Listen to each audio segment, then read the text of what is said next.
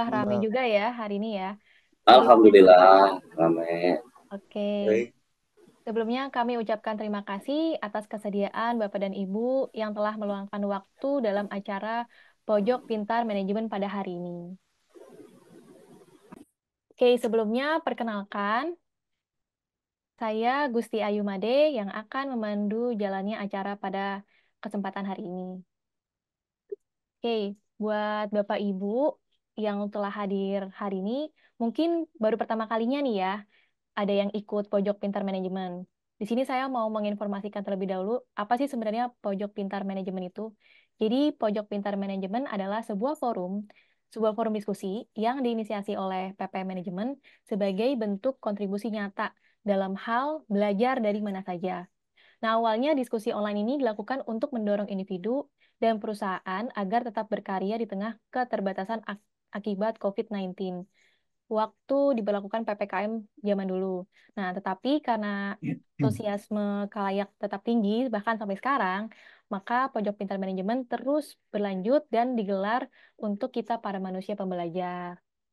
Nah, Pojok Pintar Manajemen kali ini kita akan mengangkat tema tentang Green Supply Chain in Indonesia. Government Policy Support and Challenges.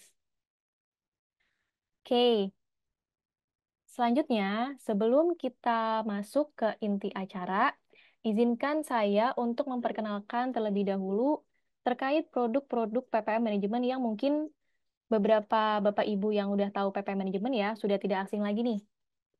Yang pertama itu kita punya ada program pengembangan eksekutif, lalu ada juga program pelatihan sertifikasi, ada pembelajaran Inggria, ada riset dan konsultasi, ada asesmen SDM, dan untuk institusi pendidikan sarjana dan magister itu juga ada kita punya Sekolah Tinggi Manajemen PPM.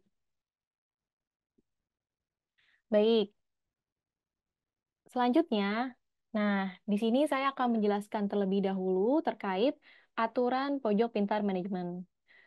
Selama melaksanakan kegiatan Pojok Pintar Manajemen ini, Bapak Ibu diharapkan dapat mengikuti aturan main yang sudah kami jelaskan ya. Yang pertama, selama pemaparan materi, semua partisipan akan di-mute terlebih dahulu. Nah, setelah selesai pemateri, baru nanti akan kita masuk ke sesi tanya jawab, di mana nanti Bapak Ibu yang ingin bertanya boleh tuliskan pertanyaannya di kolom chat komentar ataupun bisa langsung raise hand. Untuk pemilihan pertanyaannya, nanti kami akan memilih dari urutan yang awal dulu, baru seterusnya ke bawah. Nah, masing-masing partisipan hanya boleh bertanya satu pertanyaan atau satu kali saja. Kemudian, untuk materinya sendiri, Bapak Ibu bisa mendapatkannya setelah mengisi feedback, form feedback di akhir acara, jika Bapak Ibu sudah mengisinya. Nanti akan dikirimkan ke email yang Bapak Ibu registrasi di formnya. Oke, kalau begitu, kita langsung saja ke inti acara pada Pojok Pintar Manajemen hari ini. Oke, yang pertama, di sini kita punya dua narasumber luar biasa ya. Yang pertama yaitu ada Bapak Alain Wijatnarko. Halo Bapak, apa kabar Bapak? Baik, baik, Oke, baik kabarnya baik-baik saja. oke, Baik, makasih. oke. Saya izin menyampaikan profil Bapak terlebih dahulu ya. Oke, buat Bapak Ibu yang belum kenal sama Pak Alain, Pak Alain ini nama lengkapnya Alain Widyanarko. Beliau ini memiliki pendidikan, merupakan lulusan sarjana teknik mesin dari Universitas Trisakti. Lalu kemudian beliau juga melanjutkan studinya, Magister Teknik dari Universitas Trisakti juga, dan yang terakhir lulusan doktor dari ITS, Institut Teknologi 10 November di bidang teknik industri. Nah, adapun beberapa pengalaman profesional beliau dari awal itu 2011 ya Pak ya sampai 2014 beliau merupakan kepala divisi riset dan konsultasi di PT Binaman Utama PPM Consulting. Lalu beliau juga pernah menjadi kepala bidang keahlian Operation Excellence di PPM Manajemen tahun 2019 sampai 2022. Nah, Pak Lain ini ternyata sudah cukup lama ya Pak ya bergabung di PPM dari tahun 2008 menjabat sebagai menjadi staf profesional bidang kalian manajemen operasi PP manajemen, bahkan sampai sekarang ya Pak ya, aktif di konsultan, kemudian mengajar training dan juga mengajar di PPM School ya Pak ya untuk S1 dan S2. Dan dari tahun 2022 sampai sekarang beliau ini menjabat sebagai Kepala Divisi Pengembangan Usaha dan Kegiatan PP Manajemen atau Head of Business Development Management. Oke, itu pembicara kita yang pertama. Kemudian untuk Pak lain saya izin dulu ya Pak memperkenalkan pembicara kita yang kedua. Oke, yang kedua ada Bapak Indra Kusuma Jaya. Halo Pak Indra, apa kabar? Halo, halo, kabar baik. Bapak dari mana nih online-nya? Dari rumah kah? Apa dari kantor kah? Dari kantor. Oh, dari kantor. Oke. Oke, saya izin menyampaikan profil Bapak terlebih dahulu ya. Oke, jadi untuk Bapak Ibu yang belum kenal sama Pak Indra ini, dengan nama lengkap Pak Indra Kusuma Jaya, dengan pendidikan beliau yang pertama, beliau merupakan lulusan dari Sarjana Teknik ya Pak ya, dengan jurusan Teknik Industri dari ITB Institut Teknologi Bandung dan juga melanjutkan program magisternya di Universitas Indonesia dengan majornya itu finance.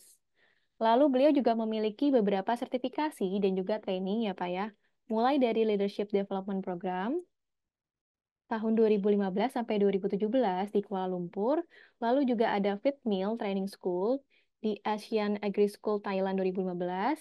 Dan yang terakhir ini belum lama Bapak mengambil Certified Supply Chain Manager ya Pak ya, di PPM sendiri yang sudah BNSP tahun 2023 kemarin bulan Juni.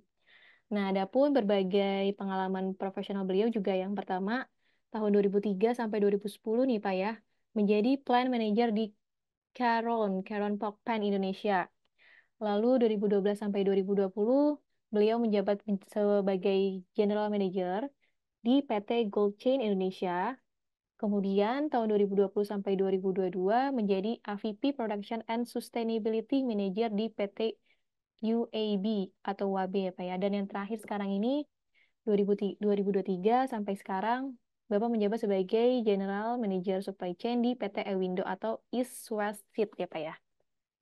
Oke, kalau begitu itu tadi pemaparan profil dari dua narasumber luar biasa kita nih hari ini ya. Kita langsung saja ya masuk ke sesi pertama yang akan dipaparkan materinya oleh Bapak Alain Wijanarko. Untuk waktu, layar, dan tempat saya persilakan kepada Pak Alain. Silakan Bapak. Baik, terima kasih. Ayo, saya akan paparan gitu ya. Mudah-mudahan suara saya cukup jelas terdengar. Jelas Bapak. Jelas Pak, Bapak Ibu jelas, sekalian, aman? jelas. Pak, aman. Dari Lampung jelas Pak. Oh, dari Lampung jelas ya. Jangan-jangan di Jakarta malah nggak jelas gitu ya. Takutnya itu. Lapangan Banteng jelas, Pak. Di puncak jelas Pak Ya Lain. kalau gitu, Nah, oke. biar nggak Kalau kaku gitu Pak Len. kalau gitu merata dari Sabang sampai Merauke. Ya, di Ya, Aceh jelas dari juga, Pak. Sabang sampai Merauke jelas semuanya. Oke, Jelas, siap, Pak. mantap. Dari Maluku Ini jelas, Pak. lama-lama nanti, oke siap. Nanti lama-lama kita sampai jam 6 kita ngomongin daerah semua gitu ya. Yang ini jelas, jelas, jelas gitu ya. Oke, baik. Eh, saya akan share materi gitu ya. Baik, terima kasih Bapak dan Ibu sekalian. Terima kasih atas waktunya yang saya diberi kesempatan untuk bisa memaparkan mengenai sebetulnya sharing ya, sharing pemahaman, sharing knowledge. Ya, tadi seperti disampaikan, saya Alin Wijanarko. Saat ini saya di BPM sebagai Kepala Divisi eh, Pengembangan Usaha dan Kegiatan atau Head of Business Development. Jadi eh, kalau tadi dikatakan 2008 saya di BPM, sebetulnya dari tahun 96 itu saya juga berkecimpung di praktisi di manufaktur gitu ya. Jadi saya dari 96 sampai 2007 gitu ya, sebelum saya masuk ke BPM itu saya sudah di manufaktur ya. Kenapa saya sampaikan itu? Karena ini nanti mungkin ada keterkaitannya gitu. Bagaimana saya melihat industri, bagaimana saya melihat manufaktur gitu ya. Nanti mudah-mudahan bisa menjadi diskusi kita bersama. Oke. Jadi intinya di sini saya ingin sharing sharing pengalaman atau sharing pengetahuan, sharing pemahaman mengenai apa itu green supply chain, gitu ya. Jadi sasarannya adalah bagaimana kita semua bisa sharing pengalaman mengenai rantai pasok yang ramah lingkungan, gitu ya.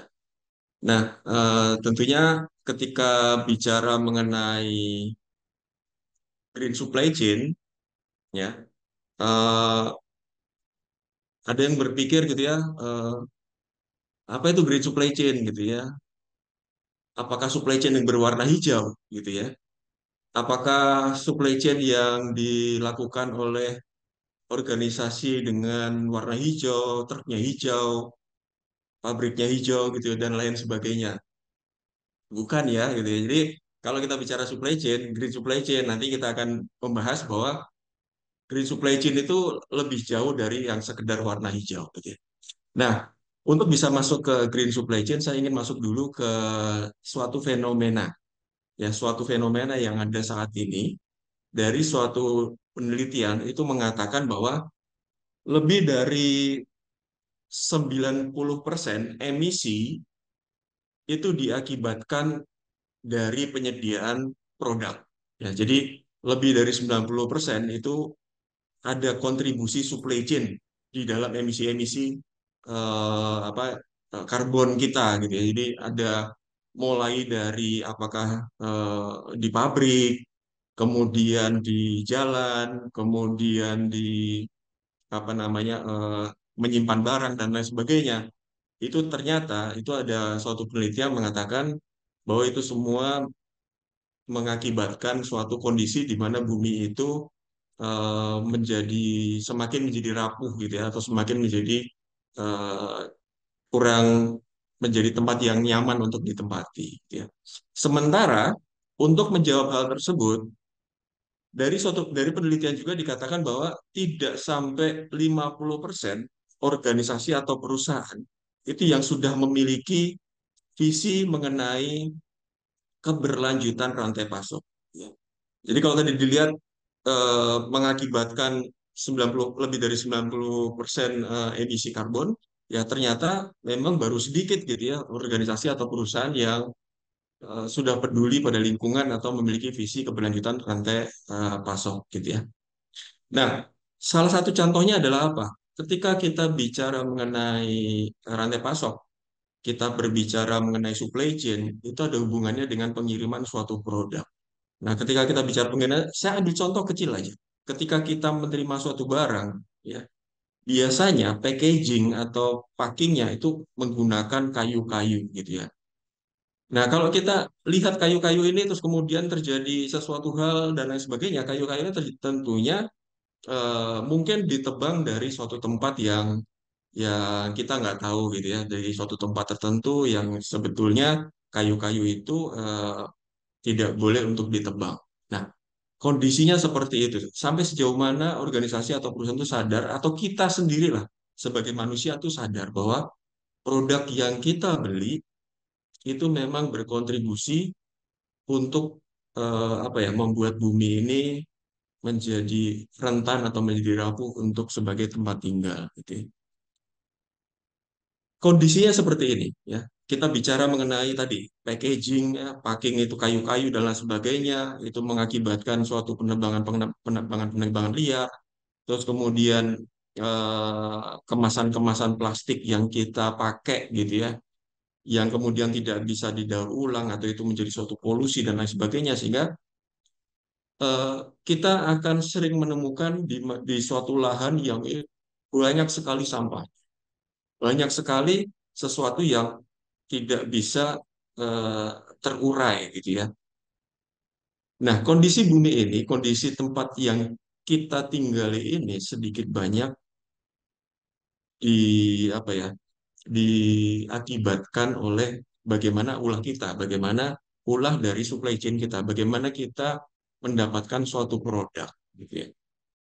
Sehingga kemudian ya, kalau kita bicara mengenai supply chain sebetulnya ya sudah banyak atau sudah sudah apa ya, sudah sering gitu ya, sudah sering beberapa akademisi, beberapa praktisi, beberapa ilmuwan dan lain sebagainya itu sudah membuat suatu atau merespon ya suatu kondisi supply chain yang dalam tanda kutip agak mengkhawatirkan ya kalau semakin lama dibiarkan. Sehingga kalau kita lihat di sini, kita bicara transformasi mengenai supply chain. Di dalam transformasi supply chain ini pertama kita berbicara pakai sistemnya adalah sistem analog.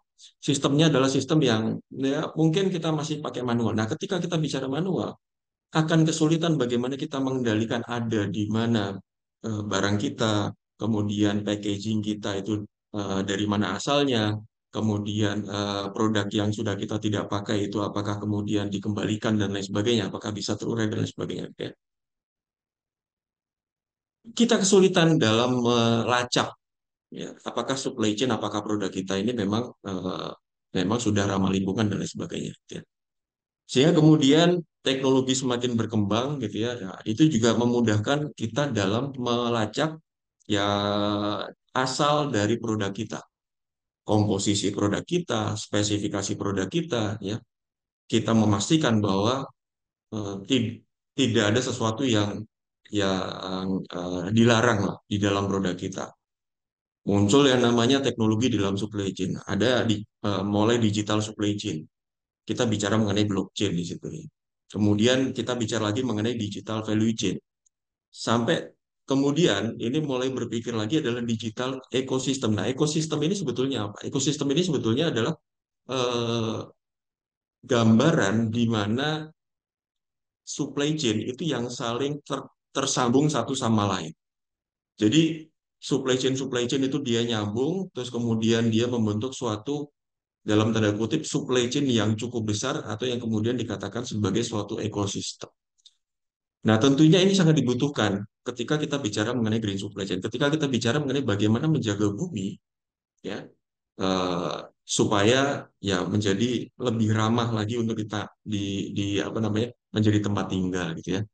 Nah, menjaga bumi ini sehingga kita perlu perhatikan, ya. Oke. Sehingga kalau kita bicara mengenai green supply chain gitu ya, mungkin kita tidak perlu membayangkan yang jauh-jauh gitu ya. Yang simple-simple dulu aja lah green supply chain itu seperti apa. Nah, ini ada suatu definisi mengenai green supply chain. Green supply chain adalah suatu praktek manajemen yang mendukung operasionalisasi organisasi secara efisien dan bagaimana mengefisienkan organisasi gitu ya dan peduli kepada keberlanjutan. Ini menjadi sesuatu yang penting. Bagaimana organisasi itu beroperasi secara efisien. Artinya apa? Artinya kini kita berbicara mengenai lean management. Kita berbicara mengenai waste, minimize waste lah gitu ya. Kita tidak ada yang namanya pemborosan. Kalau kita berbicara mengenai waste, mungkin kita bicara mengenai transportasi, bagaimana tidak mungkin atau meminimalkan emisi lah kalau kita bicara di green supply chain. Bagaimana transportasi itu bisa kita kita buat supaya tidak bolak-balik atau mondar-mandir. Jadi rutenya itu dibikin seefisien mungkin, ya. Terus kemudian juga kita berbicara mengenai kalau di dalam Lean kita berbicara mengenai defect misalnya, gitu ya.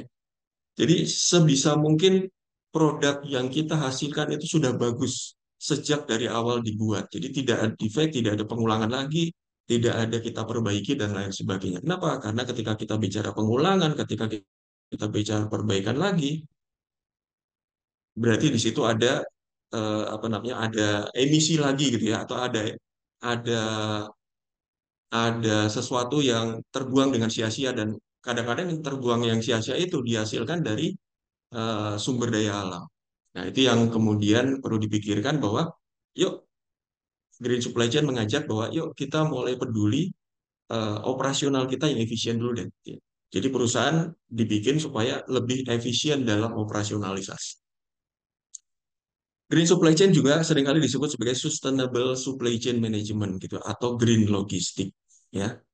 Sehingga ketika kita bicara green supply chain dari jaringan yang membentuk ekosistem tadi, sasarannya sesungguhnya adalah mengurangi jejak karbon atau carbon footprint gitu ya. termasuk juga menekan konsumsi energi dengan menggunakan daur ulang, kemudian ada pengkomposisian gitu ya. Eh, Material bisa di gitu ya, atau material itu bisa terurai sendiri secara alamiah gitu ya. Dan tentunya dalam jangka waktu yang cepat ya. Kalau sebagai contoh misalnya ya, kita perhatikan ya, kadangkala saya menemukan plastik ya, plastik belanja itu biasanya kan kita pakai buat nyimpen ya, kita pakai buat nyimpen nyimpen barang-barang lah gitu ya plastiknya gitu. Tapi ternyata saya pernah ketemu suatu plastik itu dalam hitungan bulan itu sudah rontok. Jadi kayak serbuk-serbuk gitu. Jadi ya itulah ada namanya dekomposisi ya. Jadi ada pengkomposisian supaya bisa lebih mudah terurai oleh alam ya. Jadi inilah bagian dari green supply chain. Oke, sehingga kalau kita bicara lebih jauh lagi, nah di dalam green supply chain itu memang menganut yang namanya 3P. Ada berbicara mengenai profit, ada berbicara mengenai planet, ada berbicara mengenai people. Ya, kalau kita bicara mengenai profit, pastinya gitu ya. Organisasi perusahaan, kalau kalau perusahaan yang umum gitu ya, tentunya harus menjaga cash flow-nya, harus menjaga supaya perusahaan tersebut tetap hidup. Tentunya harus ada yang namanya aliran uang gitu ya. Nah, di sini berbicara mengenai itu. Jadi ya itu adalah suatu common, sesuatu yang umum gitu ya di perusahaan tentu harus ada profitnya karena dari profit itu merupakan darah dari organisasi atau perusahaan. Sehingga berbicara mengenai ada yang namanya positive cash flow, kemudian ada margin yang sehat gitu ya, terus kemudian juga perusahaan itu memiliki apa ya bisnis atau memiliki proses yang memang long term, jangka panjang. Nggak ada suatu perusahaan yang berpikir bahwa oh saya mau hanya 3 bulan gitu ya. Rasanya sangat jarang sekali ya seperti itu. Jadi inginnya adalah yang sifatnya. Oke, saya lanjut ke sebelah kanan people. Nah, ketika kita bicara people, tentunya apa? Tentunya eh, namanya karyawan-karyawan harus diinginnya gitu ya. Inginnya ada sesuatu value-nya, inginnya ada sesuatu nilainya, inginnya ada sesuatu kalau saya bekerja, saya juga memiliki suatu kinerja. Ketika saya bekerja, saya juga ada suatu pendapatan gitu ya. Kalau saya bekerja, saya tentunya ada suatu timbal balik atau kontribusi dari organisasi gitu ya. Kontribusinya bisa berupa apa ya? Bisa berupa pendapatan, kontribusinya juga bisa berupa apa?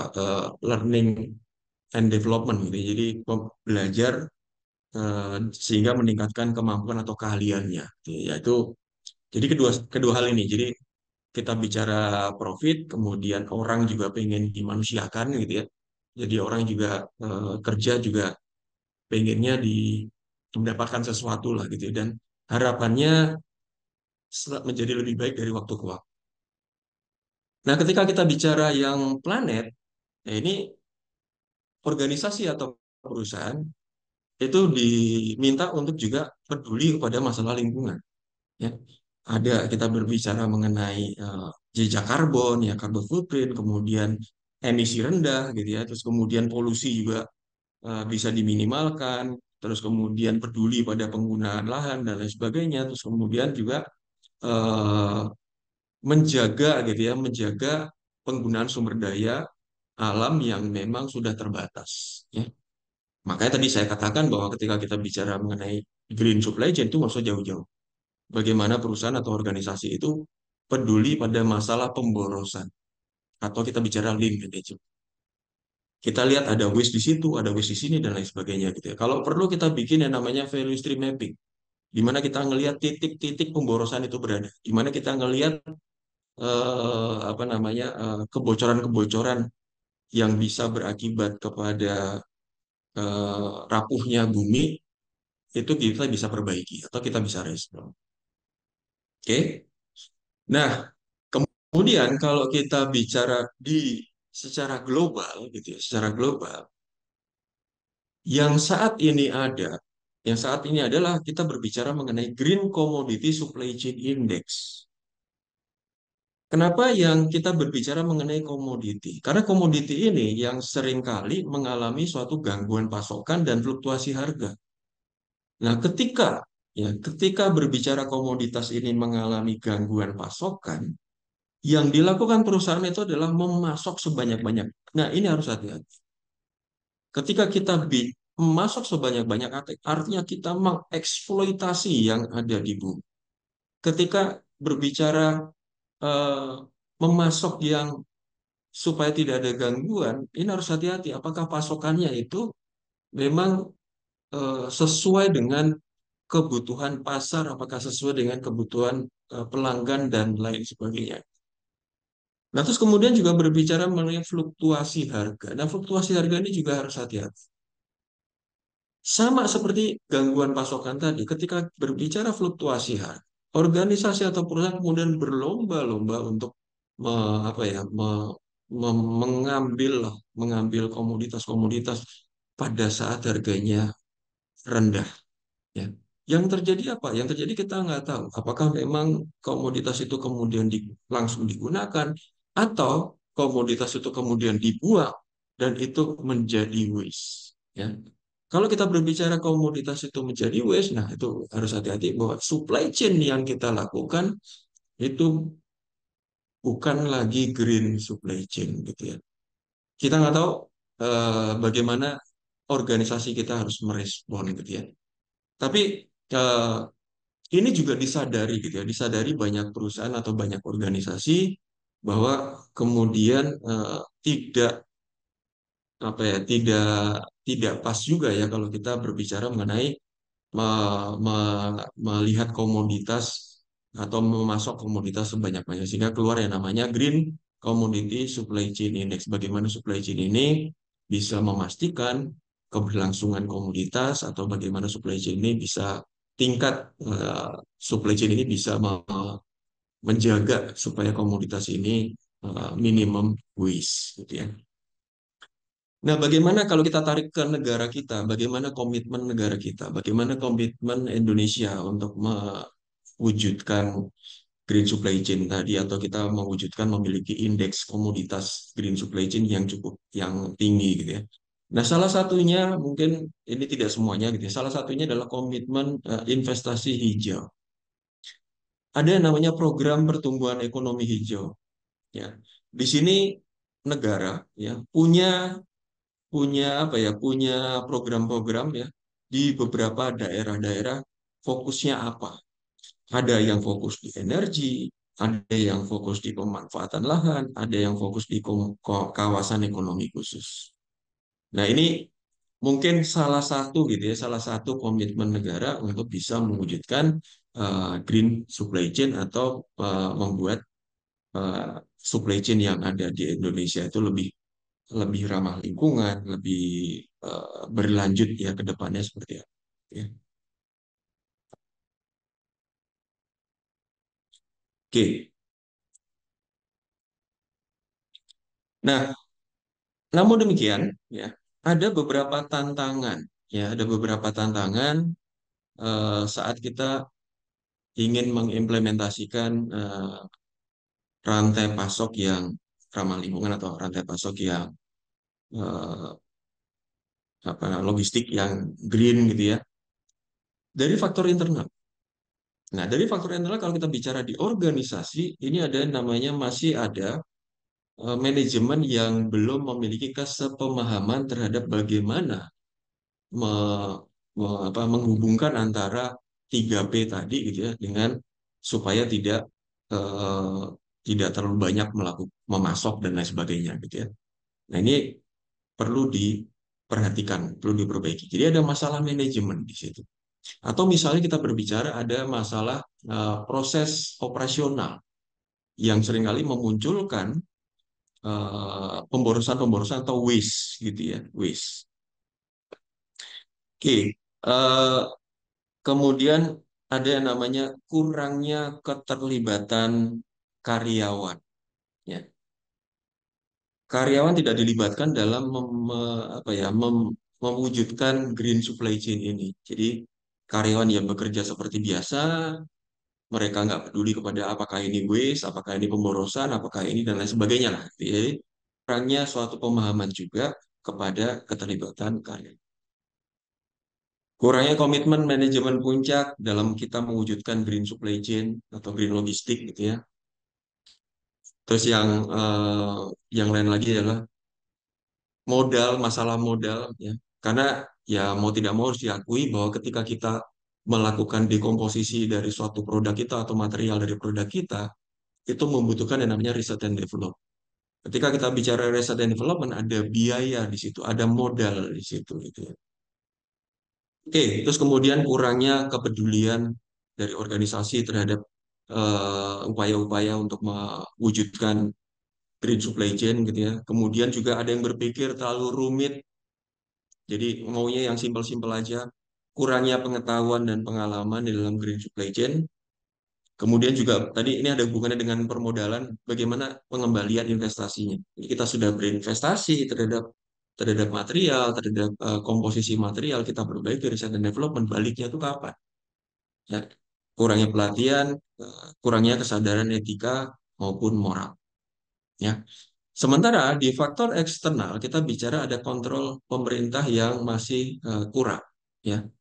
Jadi istilahnya apa ya? Istilahnya mungkin saat ini baru sifatnya awareness gitu ya, tapi tanpa suatu tindakan terhadap suatu organisasi atau pemerintah yang melanggar green supply chain misalnya seperti itu. Ya. Oke, terus kemudian faktor eksternal dari faktor pelanggan juga berbicara pelanggan itu mau atau tidak membayar lebih. Ya, jadi misalnya kalau kita berbicara mengenai eh, tidak atau mengurangi sampah plastik gitu ya. Nah, apakah kemudian pelanggan itu berpikir bahwa oke, ini saya bawa sendiri dan lain sebagainya gitu ya. Atau kemudian pelanggan itu mau membayar untuk eh, apa plastik yang lebih ramah lingkungan atau kemudian produk yang lebih ramah lingkungan dan lain sebagainya gitu ya. Jadi memang ada apakah ada seberapa besar ya kemauan dari pelanggan untuk membayar. Perbankan yang masih belum sepemahaman ya mengenai green supply chain gitu ya. Sistem dan struktur pasar, kita berbicara pasar itu ada pasar retail, kemudian ada wholesaler, ada distributor center, ada apa namanya, ada pasar-pasar yang lain gitu ya.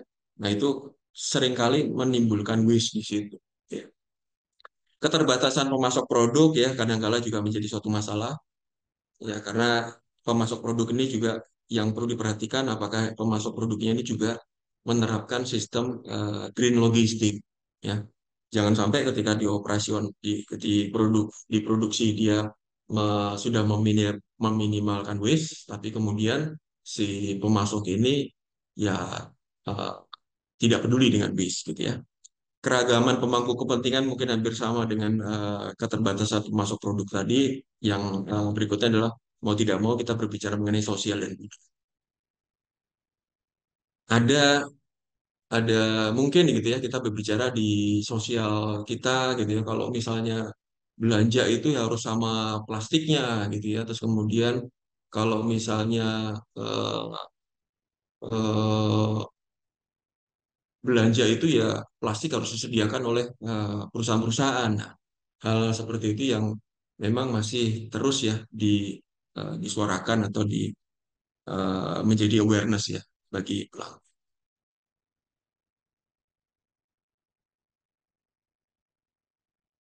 Maaf. Oke, sehingga ada beberapa yang kemudian memberikan rekomendasi ya terkait dengan green supply chain, gitu ya. Jadi memang maaf. Jadi memang berbicara mengenai tarif ya terhadap impor produk ramah lingkungan dan pengganti plastik. Jadi ada pengurangan-pengurangan tarif lah kalau impor produk-produk yang ramah lingkungan. Kemudian juga menyederhanakan non-tarif measure pada produk ramah lingkungan sehingga dan pengganti plastik gitu ya. Sehingga nanti ini bisa untuk menggiatkan ya perdagangan ya traffic dari perdagangan itu seperti apa.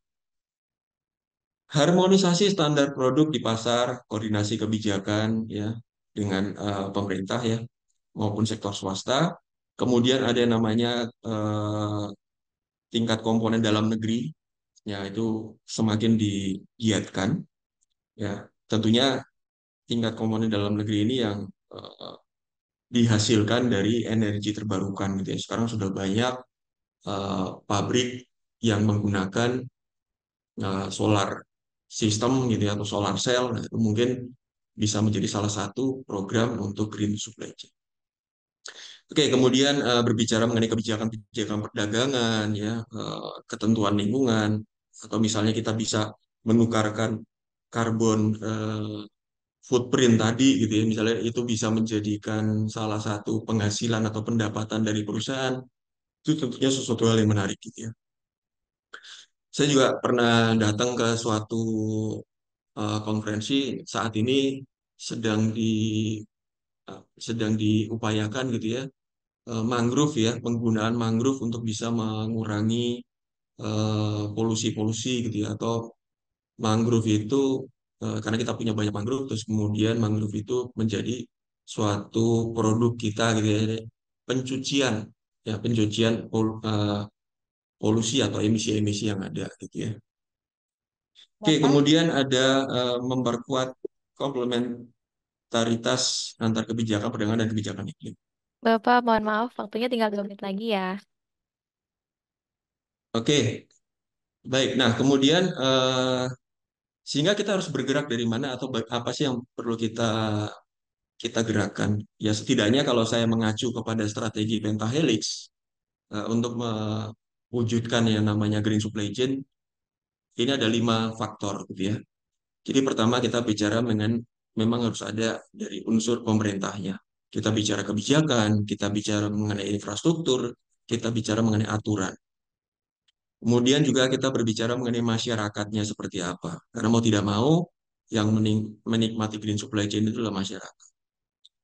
Kemudian kita berbicara mengenai dunia usaha. Dunia usaha harus kita libatkan juga, harus kita beri awareness dari waktu ke waktu mengenai green supply chain, karena mau tidak mau itu adalah inti dari green supply chain. Karena dunia usaha itu menjadi produsen dari produk-produk yang dikonsumsi oleh pasar. Ya. Terus kemudian kita berbicara mengenai akademisi, lakukan terus riset mengenai produk yang ramah lingkungan, mengenai transportasi yang memang ramah lingkungan, mengenai rute-rute yang sebaiknya diambil dan lain sebagainya. Kemudian juga berbicara mengenai opsi-opsi untuk bisa mengurangi emisi karbon itu seperti apa, gitu ya. Dan yang gak kalah penting itu semuanya perlu disuarakan melalui media. Suarakan yang memang sesuai dengan data dan fakta yang ada di lapangan seperti apa, gitu ya. Sehingga nanti semuanya mendapatkan informasi yang memang seimbang, mendapatkan informasi yang memang sesuai dengan yang terjadi di lapangan. Baik, sehingga kalau dari saya ya berbicara mengenai green supply chain, simpulannya adalah proses rantai pasok itu mendukung program keberlanjutan suatu negara atau perusahaan. Ya, tentunya rantai pasok yang green supply chain tadi ya, yang sudah memanfaatkan prinsip-prinsip dari green logistik atau green supply chain. People, proses, teknologi menjadi elemen yang memastikan keberlangsungan program green supply chain. Baik, kurang lebih itu yang bisa saya sampaikan di sesi kali ini. Acara selanjutnya saya kembalikan ke Ayu. Silakan. Oke, terima kasih Pak Lain atas pemaparan materinya. Luar biasa banget ya, Bapak Ibu. Tadi materi yang telah disampaikan oleh Pak Lain tentang green supply chain di Indonesia. Nah, mungkin saya eh, memberikan kesimpulan sedikit ya, tadi terkait materi yang Bapak bawakan, bahwa tadi memang green supply chain itu merupakan praktek manajemen yang mendukung operasionalisasi ya Pak ya, di organisasi secara efisien dan peduli pada keberlanjutan. Dan salah satu contohnya itu tadi yang Bapak sebutkan adalah perusahaan bisa melakukan pengurangan pemborosan atau waste-nya ya, sehingga bisa lebih efisien dan efektif untuk perusahaan itu sendiri.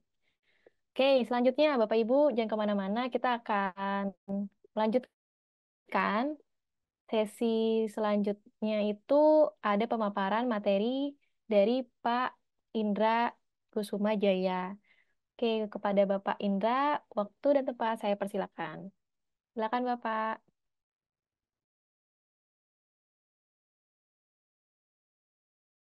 Halo, eh, selamat sore semua. Sore Pak. Sore Sudah Bapak. kelihatan? Pak. Selamat sore. Pak. Oke, saya slideshow.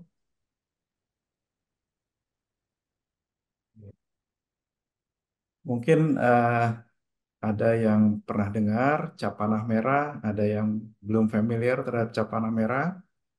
Baik, saya akan mulai dengan company profile-nya dulu. Jadi kami adalah perusahaan yang menghasilkan high quality vegetable seeds, jadi benih sayuran yang dihasilkan untuk kesejahteraan petani. Dan kami juga punya misi, selain tadi high quality vegetable seeds, juga memberikan servis terbaik terhadap petani-petani sayuran, juga mempromosikan bagaimana supaya konsumsi sayuran ditingkatkan. Kurang lebih Ewindo sudah 30 tahun, bukan hampir 34 tahun ini, ya. Dan kami mempunyai 1.000 karyawan, pengembangan research and development di perusahaan kami juga sudah advance menggunakan biomolekular untuk menghasilkan benih terbaik. Kami juga bekerja sama dengan petani-petani produksi terutama di Pulau Jawa, ya, dari Banten, di Jawa Timur, sedikit di Lampung dan di Lombok. Dan yang bekerja terhadap petani produksi ada 70.000 polinator. Polinator ini yang mengawinkan benih antara female dan male dari satu sayuran. Kemudian produk kita kurang lebih digunakan oleh 7 juta petani komersil yang sehari-hari mungkin Bapak Ibu makan sayuran, kurang lebih kita menyumbang market share sekitar 50% dari sayuran yang Bapak Ibu makan. Kami juga menghasilkan 150 varietas benih dan kebanyakan memang untuk produksi di dalam negeri. Sedikit diekspor. Berikut adalah value PT East West Seed Indonesia atau kita sebut dengan Ewindo, yaitu menjadi sahabat petani terbaik, kemudian juga happy and grateful employee, yang terakhir adalah strive for excellence. Lokasi kami di Purwakarta, kurang lebih kita sekitar 22 hektar luas area. Kami sebut dengan kebun benih utama, berupa ada integrated farm, ada pengolahan, dan perkantoran. Berikutnya terkait supply chain di Ewindo, kurang lebih perjalanan benih yang dihasilkan dari research dan development, bagaimana kami menghasilkan benih-benih terbaik, kemudian benih tersebut kita perbanyak, kita buat stock seed-nya, kita multiplikasi, kemudian dilakukan produksi benih di lahan-lahan petani produksi kami. Dan setelah itu, setelah panen, tentunya dengan quality test yang sesuai kaidah yang kita terapkan, kemudian kita terima di pabrik kami atau kita sebut plant, dan untuk dilakukan fumigasi, cleaning, kemudian kita tes lagi, dan kemudian kita coating benihnya supaya bisa menghasilkan daya tumbuh yang lebih baik, juga proteksi terhadap benih pada saat ditanam. Kemudian kita packing dan eh, didistribusikan ke channel komersil kami. Ada 3 pilar di Ewindo, yaitu pertama tadi Research and Development, kemudian Seed Operation, dan Sales Marketing. Pada Research and Development, hal ini yang menarik adalah kita lakukan di sini, di Indonesia. Jadi kita punya fasilitas yang cukup lengkap, kita kumpulkan sumber-sumber genetik, kita punya varietas-varietas yang beradaptasi, kemudian kita pilih berdasarkan ketahanan penyakit, ada sifat-sifat uniknya, ada sifat-sifat unggulnya, dan kemudian kita breedingkan atau kita kita lakukan pembiakan gitu ya, dengan cara konvensional maupun double haploid, dan dikawinkan dengan cross maupun selfing polinasi. Jadi pernah ada saya masyarakat awam atau ada teman yang menyampaikan bahwa biji semangka kan harusnya ada, tapi sekarang ini banyak semangka tanpa biji. Nah itu dia bilang itu dari genetik modifikasi atau rekayasa genetik. Itu tidak benar karena kami Ewindo sangat anti terhadap GMO. Kita tidak melakukan yang namanya modifikasi genetik maupun edit genetik. Yang kita lakukan adalah murni mengawinkan sifat-sifat unggul dari suatu tanaman ke tanaman lainnya. Kemudian pilar yang kedua adalah seed operation. Mungkin kalau Pak Alan tadi menyampaikan lama di manufacturing, saya juga sebetulnya lama di manufacturing. Kemudian tahun 2023 bergabung dengan Ewindo, ternyata produksinya itu bukan di pabrik atau di manufacturing facilities, tapi di lahan pertanian juga. Jadi yang dilakukan adalah produksi benih oleh petani-petani produksi di suatu area pertanian tadi, kemudian juga disemaikan benih-benih tadi, kemudian dikawinkan, dari perkawinan itu menghasilkan buah, kita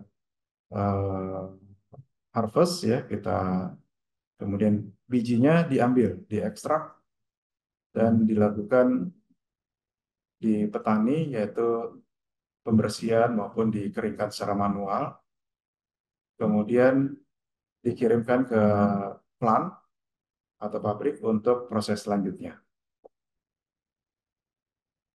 Di pabrik, di plant sebetulnya fasilitasnya tidak sekompleks manufacturing pada umumnya. Lebih banyak yaitu untuk cleaning, fumigasi, kemudian ada tes, ada serangkaian tes yang cukup ketat yang kita jalankan, karena kita ingin memastikan bahwa benih yang nanti akan kita jual bisa tumbuh dengan baik di petani. Kemudian kita lakukan juga drying, kita keringkan agar bisa tersimpan lama. Setelah itu kita packing, kemudian kita kirim ke petani. Nah, kurang lebih kalau untuk supply chain map-nya, di sini ada upstream atau sisi supplier, ada midstream, vocal company, downstream, ini ada sisi consumer. Kalau untuk yang tadi petani produksi, tentunya merupakan upstream dari supply chain map kami, karena mereka mensuplai benih-benih untuk diproses di vocal company, yaitu di Ewindo. Kemudian setelah kita proses, kita menggunakan jalur distribusi main dealer, kemudian sub dealer, dan dari sub dealer baru ke petani komersil atau petani sayuran. Ada beberapa hal sebagian kecil yang melakukan hobi urban farming. kita jual juga di e-commerce, ada di Tokopedia, Shopee, dan sebagainya, karena biasanya packingnya kecil-kecil.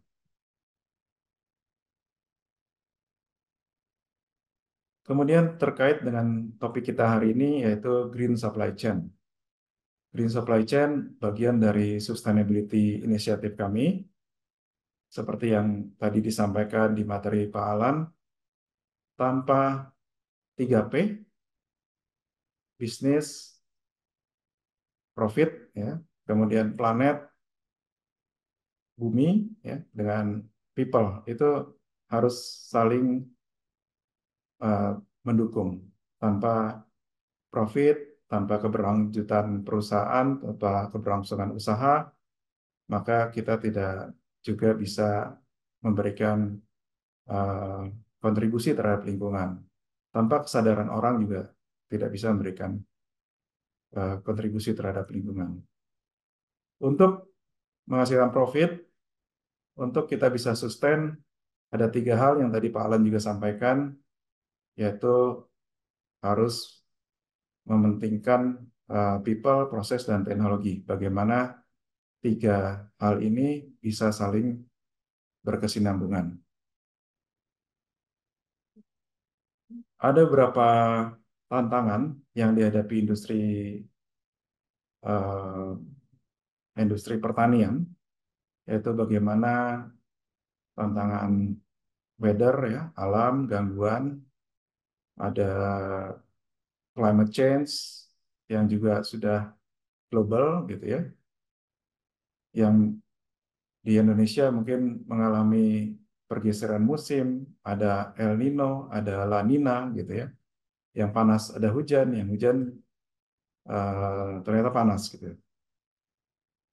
Hal ini tentu mengakibatkan hasil pertanian juga terganggu, bahkan bisa rusak dan gagal panen.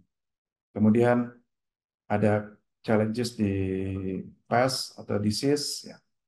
Ada virus, ada jamur, ada insek, serangga, ya. Dan yang terakhir tentunya juga menjadi permasalahan di dunia, bagaimana petani-petani di Indonesia itu semakin ditinggalkan, pertanian semakin ditinggalkan anak muda. Dan itu secara umum jumlah petani itu semakin menyusut. Kemudian petani-petani yang aging ini atau yang semakin menua ini juga mempunyai skill yang juga terbatas, bahkan juga mereka mempunyai keterbatasan terhadap pengetahuan.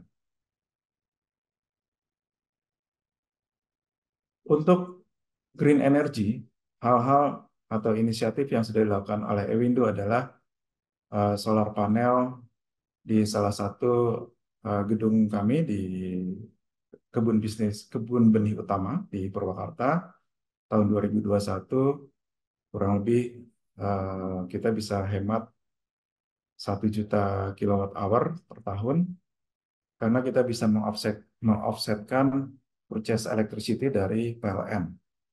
Seperti kita ketahui bersama, PLN masih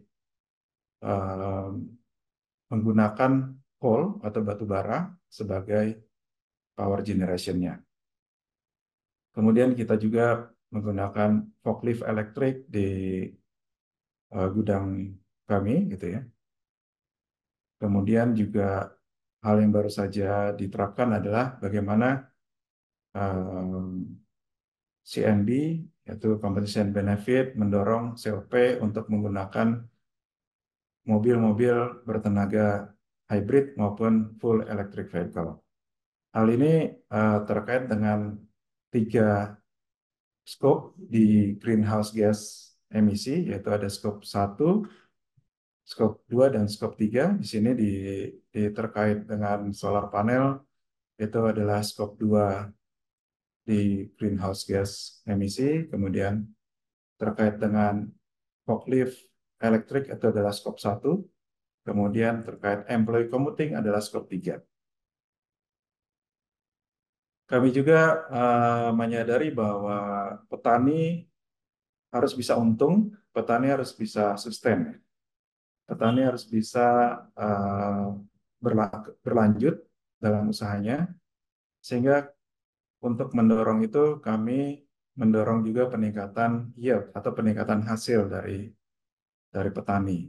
Salah satunya dengan mendorong pemakaian pupuk yang baik, mendorong organic fertilizer, dan kami bekerja sama dengan beberapa third parties ya, sebagai penyedia pupuk. Kemudian teknologi juga suatu hal yang harus diterapkan. Sebelumnya petani-petani produksi kami banyak yang menggunakan masih manual dengan istilahnya dikocor gitu ya, atau dengan manual disiram dalam menyirami tanaman. Namun sekarang ini semakin banyak yang menggunakan teknologi uh, sederhana sebetulnya, yaitu kita sebut dengan drip irrigation, menggunakan selang-selang dan pipa-pipa agar petani bisa lebih lebih efisien menggunakan air yang semakin lama juga semakin uh, terbatas, atau bahkan di beberapa area bahkan adanya kekeringan gitu. Kemudian kami juga bekerja sama dengan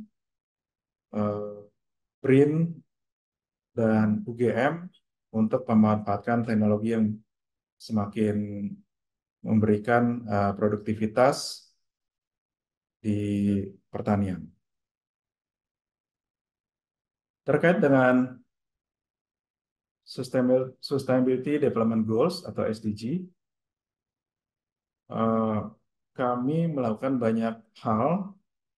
Dari kita identifikasikan 8 goals yang relevan dengan kontribusi perusahaan kami, yaitu dari ekonomik ada nomor 1 dan 8, dari sosial ada nomor 2, 4, 5, dan 16, salah satunya Zero Hunger.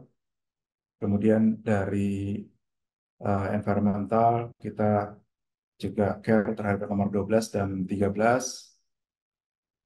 Kemudian ada beberapa yang masih interlink gitu ya, di bawah, yaitu nomor 6, 7, 9, 10, 15, 3, dan 17. Ada aktivitas yang juga penting bagi kami, dan ini adalah aktivitas Global East-West Group. Mereka sebut dengan knowledge transfer. Kenapa disebut dengan knowledge transfer? Karena memang kendala yang tadi disampaikan di depan, bahwa petani-petani ini perlu dibina, perlu dituntun, sehingga disebutkan dengan terminologi knowledge transfer. Di Indonesia kami sebut dengan Yayasan Bina Tani Sejahtera. Yang kita lakukan adalah menyediakan demo plot, training farmers, kemudian expo, kemudian juga ada beberapa intervensi yang dilakukan terkait dengan kebutuhan-kebutuhan petani seperti water access, conservation, dan sebagainya.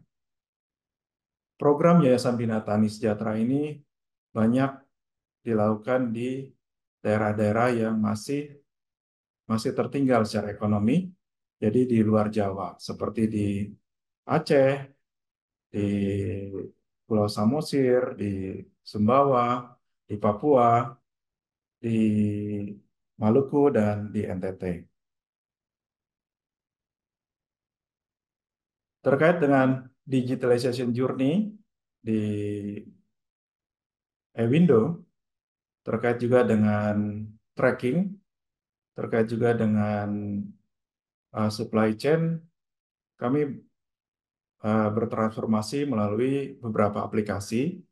Di 2020 kami menerapkan yang namanya Smart Farm aplikasi, yaitu CropIn. Di situ kami mendaftarkan setiap plot, setiap petani, kemudian juga kita melakukan monitoring di situ, kita lakukan geotagging, dan juga melakukan analisa penyakit tumbuhan. Sehingga dengan semakin lama kita pakai, datanya akan semakin banyak, semakin bisa kita gunakan untuk prediktif dan maupun untuk produktivitas. Kemudian juga kami bertransformasi dengan Enterprise Resource Planning menggunakan Dynamics 365. Di 2022 kita migrasi dari sistem yang sebelumnya.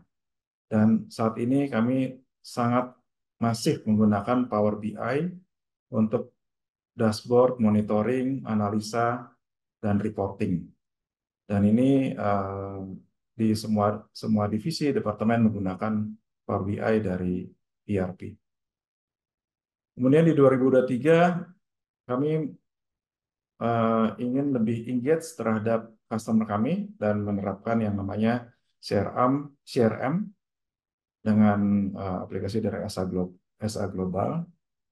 Dan kemudian juga untuk farming ekosistem, kami mempunyai Sipindo Apps untuk membantu petani-petani kami bagaimana cara bertani yang baik. Di situ ada informasi-informasi yang dibutuhkan petani, bisa diinstal atau di-download dari Android Apps maupun Apple Apps.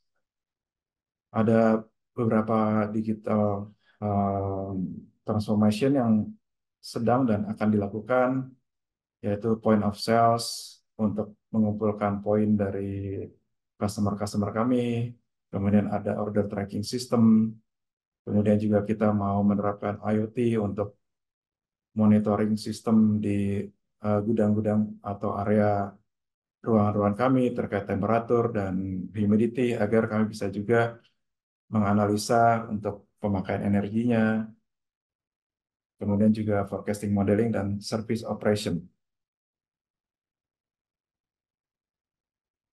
Terkait dengan Pentahelix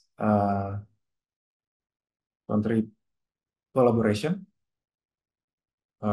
kami sangat aktif dengan Kementerian Pertanian, dalam hal ini Direktorat Jenderal Hortikultura. Kemudian kami juga aktif dengan komunitas petani maupun di sini ada kelompok wanita tani. Kami juga aktif dalam asosiasi Hortindo, Asbenindo, Asbindo maupun APSA. Kami juga menjalin kerjasama dengan private sector. Kami juga banyak menjalin kerjasama dengan akademisi. Bahkan kami mempunyai kerjasama dengan IPB dan mengirimkan beberapa karyawan untuk melanjutkan studi di sana di bidang terkait. Kemudian juga dengan media kami cukup aktif untuk memberikan edukasi terkait dengan cara bertani, mendapatkan keuntungan dari bertani, mendorong konsumsi sayuran. Nah, hal ini sangat penting dilakukan karena kami sadar bahwa kami pun bisa berkontribusi terhadap regulasi terkait dengan hortikultura di Indonesia. Demikian sharing session dari saya. Saya kembalikan ke Mbak Gusti. Oke, terima kasih Pak Indra atas pemaparan materinya. Setelah tadi saya coba cek-cek di kolom chat ya Pak ya, ternyata memang udah banyak ya yang tahu tentang eWindow ini. Karena memang sudah lama juga ya Pak ya, 30 tahun dari awal sampai sekarang. Bahkan sudah menerapkan green supply chain ya Pak. Oke, karena sudah sangat banyak nih Pak pertanyaan-pertanyaan yang akan diajukan ke Pak Lain dan juga ke Pak Indra, kita langsung aja ya Pak ya, masuk ke Bapak-Bapak maksudnya ya. Masuk ke sesi Q&A. Nah, yang pertama mungkin saya akan persilakan kepada Pak Yosi Surya ya, yang sudah raise hand nih dari awal pas pematerinya Pak Alain. Oke, silakan Pak Yosi. Pak Yosi Surya untuk bertanya. Selamat sore, perkenalkan saya Yosi Surya. Saat ini saya bekerja di PT Gerbang Cahaya Utama salah satu bisnisnya adalah merupakan pakan ternak, Pak. Nah, saya mau tanya, Pak, mengenai green supply chain yang disampaikan sama para pemapar ini, kira-kira yang bisa diimplementasi oleh kami selaku industri pakan ternak khususnya trader itu apa ya, Pak? Soalnya kalau sebelumnya saya kan di perusahaan PT Smart Tbk, di perusahaan kelapa sawit, memang itu sangat relate sekali mengenai sustainability karena melihat mengenai lingkungan hidup, lalu relate mengenai karbon, bahkan saat ini kami juga bisnisnya si PT Smart sekarang sudah merambah ke karbon kredit, Pak. Jadi ada perusahaan yang mau beri karbon kredit, kita siapkan tanahnya, kita kasih sertifikatnya, dan dia akan memberikan karbon kredit tersebut. Nah, kalau mengenai pakan ternak mungkin Pak Indra cukup familiar ya, karena tadi saya lihat Bapak kan pengalamannya di Jalan Popal salah satunya. Nah, kalau yang relate sama pakan ternak itu kira-kira grand supply chain itu seperti apa ya, Pak? Itu aja sih dari saya. Masih. Oke, terima kasih Pak Yosi Surya atas pertanyaannya. Nanti dari Pak Indra dulu untuk menjawab. Selanjutnya boleh ditambahin oleh Pak lain ya. Silakan Pak Indra. Halo Pak Yosi, pakan ternak ya, menarik. Karena saya memang banyak di berkecimpung di pakan ternak gitu ya. Eh, di pakan ternak itu kan pakai industri, pakai energinya kebanyakan dengan boiler Pak ya. Kemudian listriknya juga dari PLN biasanya Pak ya. Jadi kalau dari sisi energi, boiler itu mungkin bisa bisa beralih ke yang lebih green, Pak. Contohnya kalau sekarang masih batu bara, berarti bisa beralih ke gas. Kalau dari gas, bisa beralih ke biomas. Itu salah satunya. Kemudian kalau untuk listrik, ya kemungkinan atap gudang yang luas biasanya di pabrik pakan ternak itu juga bisa dipasang solar panel. Itu salah satu dari sisi energi. Kemudian dari sisi green supplier mungkin Pak bisa dipilih-pilih juga, dipilah-pilah juga supplier yang menerapkan kepedulian yang sama. Dan mungkin ada beberapa hal juga yang bisa dilakukan penghematan-penghematan efisiensi di pabriknya Pak. Demikian. Oke, terima kasih Pak Indra. Boleh Pak lain menambahkan?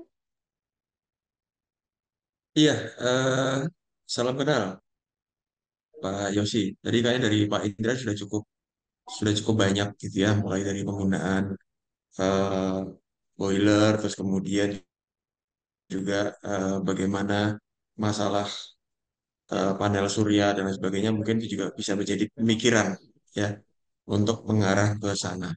Kalau saya mungkin menambahkan gini, kalau tadi saya sampaikan bahwa green supply chain itu sebetulnya kan berbicara mengenai bagaimana operasionalisasi itu bisa efisien gitu ya. Jadi mungkin yang bisa diterapkan adalah mencoba menerapkan lean management. Jadi ngelihat nih di titik-titik mana, baik itu di proses produksi, di proses gudang, di proses distribusi, yang masih ada pemborosan atau misalnya kebocoran-kebocoran gitu ya. Jadi misalnya kita ngelihat nih eh, lampu gitu ya misalnya atau penerangan lah. Nah, penerangan itu kalau satu gudang nyala satu apakah nyala semua atau nyalanya cukup yang di by blok atau by sektor aja gitu ya. Rasanya kan improvement seperti itu nggak terlalu membutuhkan biaya atau modal yang cukup besar gitu ya. Nah, mungkin bisa mulai dari yang eh, kecil-kecil lah istilahnya seperti itu. Mulainya kecil-kecil, ngelihat waste-nya atau pemborosan ada di mana. Nah, itu yang coba diperbaiki. Kalau dari saya mungkin tambahannya itu aja. Baik. Oke, makasih Bapak-Bapak semua. Oke, terima kasih Pak Alain dan Pak Indra atas jawabannya. Terima kasih juga ya Pak Yosi Surya atas pertanyaannya. Oke, selanjutnya di sini sebelum kita beralih ke pertanyaan yang ada di kolom chat ya, karena antusiasmenya luar biasa nih untuk Pojok Pintar Manajemen hari ini. Nah, saya mau mempersilakan lagi nih untuk yang raise hand kepada Pak Tetri Wahyudi ya untuk bertanya. Baru nanti kita ke pertanyaan yang di kolom chat. Silakan Pak Tetri Wahyudi. Baik, terima kasih waktunya. Salam kenal. Saya Tetri Gunung Madu, Pak ya. Biasanya ikut programnya offline ini ke Jakarta, di LP3M. Ya, ini udah lama saya nggak ikut. Kemarin buka email, kelihatan, oh ya saya coba ikut karena sangat menarik. Saya sudah ngikutin inventory, logistik, supply chain ya yang ada di sana. Ini sangat menarik karena ada Go Green. Sampai Pak Alan tadi bahwa kita menggunakan Go Green ya. Kami sendiri Gunung Madu sudah pakai untuk pembangkit listrik sudah menggunakan dari Bagas ya. Ini perusahaan gula. Ya, terus pupuk juga sudah ada menggunakan dari bekas ampasnya, dari tebu juga. Cuman jadi pertanyaan saya yang sangat menarik itu pertama kali mulai Bapak bilangin Go Green itu banyak tebang kayu jadi palet dipakai, dikirim oleh vendor ke tempat kita. Palet itu adalah dari kayu, Pak. Pohon juga. Nah, ini kita sudah beralih ke palet plastik yang umur jangka panjang dan mengurangi ketergantungan sama kayu. Dan itu benar disampaikan tadi bahwa itu akan perlu kesepakatan atau kepatuhan juga dari manajemen karena itu cost Pak lebih mahal. Nah, dari sisi kami ya perusahaan gula Pak ya, apa sih yang bisa dalam hal supply chain Go Green ini yang bisa dipakai atau ditambah lagi nih untuk kita bisa memberikan kontribusi lagi kepada Go Green-nya program yang dari pemerintah. Karena kita tahu semua pasti ada menggunakan pupuk agrochemical sebagai pembasmi hama ataupun lainnya. Jadi mungkin kami juga perlu masukan ya, apa aja sih yang bisa kita masukin ke dalam Go Green-nya di perusahaan kami yang merupakan manufaktur untuk gula. Mungkin itu Pak Alang singkat aja itu pertanyaan saya Pak. Oke, terima kasih Pak Tetri atas pertanyaannya. Itu ya Pak tadi ya. Kontribusi Ya. apa nih yang bisa perusahaan lakukan untuk mengikuti ya konsep Go Green ini? Silakan mungkin dari Pak lain, nanti Pak Indra juga boleh menambahkan. Baik, salam kenal Pak Tetri ya. Jadi rasanya sudah cukup baik ya. Tadi dari palet, kayu, kemudian beralih ke plastik. Memang ya kita berbicara mengenai komitmen lah, karena di situ memang ada rupiahnya. Tapi sebetulnya rupiah itu kan hanya untuk sekarang. Nanti untuk masa depan bisa saja itu menjadi sesuatu yang boleh dikatakan balik modal atau menjadi sesuatu manfaat yang lainnya gitu kan. Hmm. Jadi kami kembali lagi kalau secara simpel sebetulnya kalau saya berbicara mengenai green supply chain itu tidak berbicara muluk-muluk, berbicara mengenai apa yang bisa kita reduce dari pemborosan yang ada di operasional organisasi kita atau di perusahaan kita. Jadi misalnya ketika kita berbicara mengenai apa ya, kalau misalnya di Gunung Madu Plantation itu saya berpikirnya akan ada yang namanya R&D ya, Research and Development. Nah, kira-kira ada titik-titik apa yang kita bisa bisa create gitu ya. Maksudnya gini, ketika kita berbicara oh ada satu pengujian yang tidak berhasil, apakah hasil uji itu kemudian dibuang atau sebetulnya masih bisa di create something gitu ya, atau di create sesuatu sehingga apa yang sudah kita pakai itu kemudian tidak menjadi sesuatu waste. Jadi tidak apa yang sudah kita hasilkan bukan merupakan sesuatu defect, tapi itu kemanfaatan lain atau ada nilai tambah lain gitu ya. Tadi terkait dengan kalau kita bicara green apa namanya plantation, saya berpikir mengenai irigasi, pengairan. Nah, sistem-sistem atau tata kelola air itu apakah memang sudah apa ya sudah diatur sedemikian rupa sehingga setiap area atau setiap jengkal itu memang sudah sesuai pengairannya gitu. Jadi tentunya ada formulanya ya. Ada formulanya debit airnya berapa, luasan area berapa itu semua diperhitungkan seperti itu.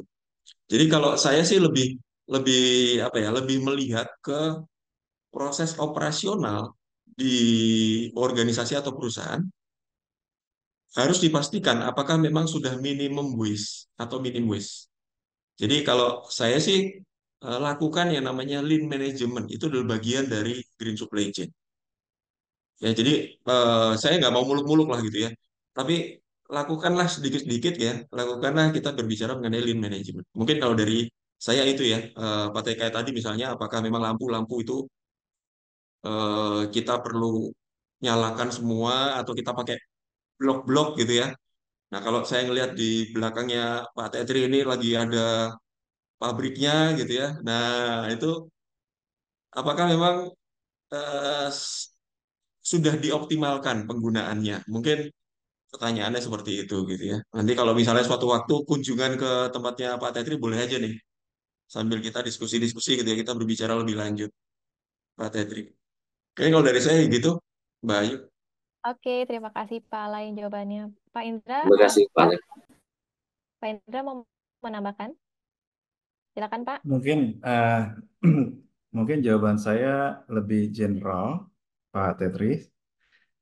Ke mungkin kalau melihat dari chat ini kan banyak juga bagaimana cara menerapkan kurang lebih apa yang harus dilakukan begitu ya. Jadi memang eh, kalau balik ke pengalaman saya sebelumnya, saya pernah pegang sustainability juga Pak di perusahaan sebelumnya. Eh, yang mengetahui itu yaitu di dalam perusahaan itu sendiri. Jadi yang waktu itu dilakukan adalah kalau untuk sustainability reporting di Indonesia yang baru diwajibkan adalah yang masih listing di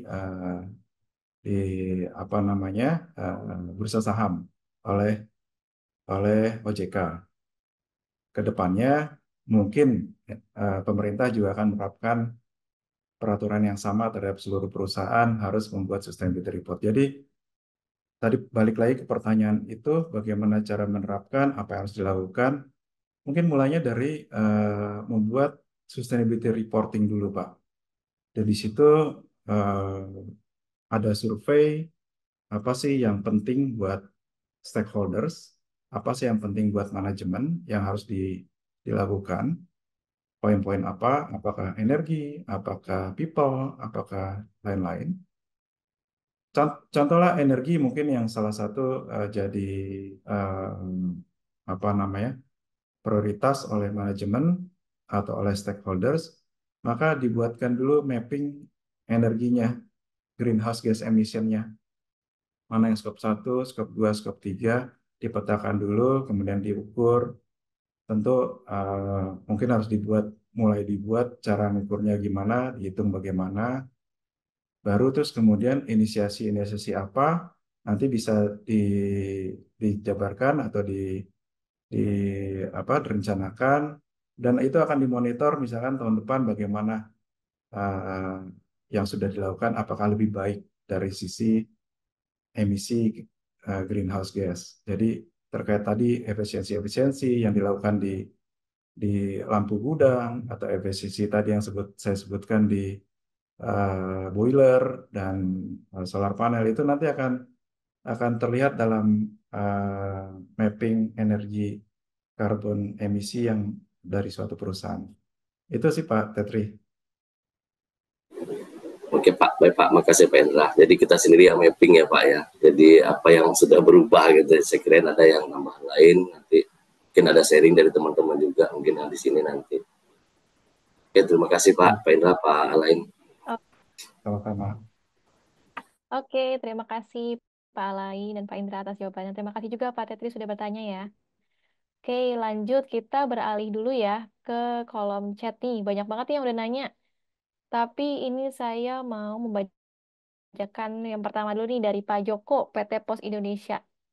Kepada Pak Alain, salah satu tujuan manajemen logistik adalah untuk menekan biaya logistik yang di Indonesia saat ini masih cukup tinggi, sehingga biaya pengangkutan suatu barang di Indonesia dianggap masih belum cukup efisien.